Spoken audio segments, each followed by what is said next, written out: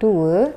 Sebuah tapak pameran PQRS yang berbentuk segi empat sama dibahagi kepada, ini segi empat sama. Okey, kita bagi dibahagi kepada 3 kawasan ABC dengan A berbentuk trapezium, B berbentuk segi empat tepat. Cari luas kawasan berlorek C. Jadi soalan ni ada banyak cara kita nak kira. Sama ada kita nak kira luas C ni terus, nampak luas C ni nampak kita boleh kira segi empat tepat tambah dengan trapezium ni, ataupun kita boleh kira trapezium ni tambah dengan kotak yang segi empat ni, ataupun kita boleh kira luas keseluruhan, luas seluruh tolak luas A tolak luas B, kita dapat luas C. Jadi ada banyak cara, boleh guna mana-mana cara akan dapat jawapan yang samalah. Okey.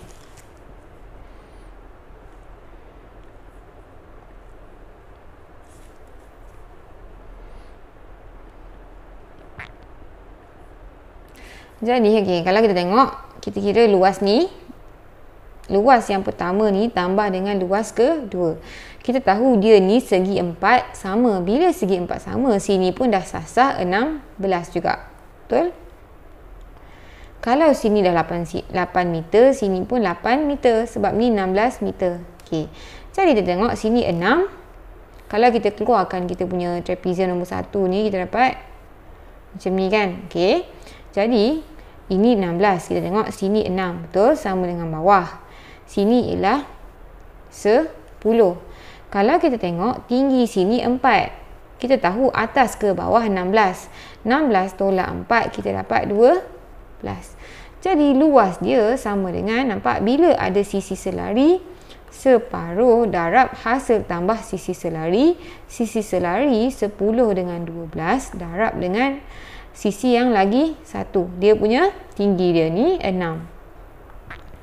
Jadi kita dapat, kita potong 3, 10 tambah 12 dapat 22 darab 3 dapat 66. 66 meter. Ni baru yang pertama. Yang kedua ni kita ada segi empat tepat. Di mana segi empat tepat tu, kalau kita tengok sini dah 6, betul? Jadi sini ialah 16 tolak 6, 10. Dia punya tinggi ialah 8. Jadi 10 darab 8 dapat 80. Jadi kita punya luas C sama dengan 66 tambah 80 sama dengan 146 meter kuasa 2.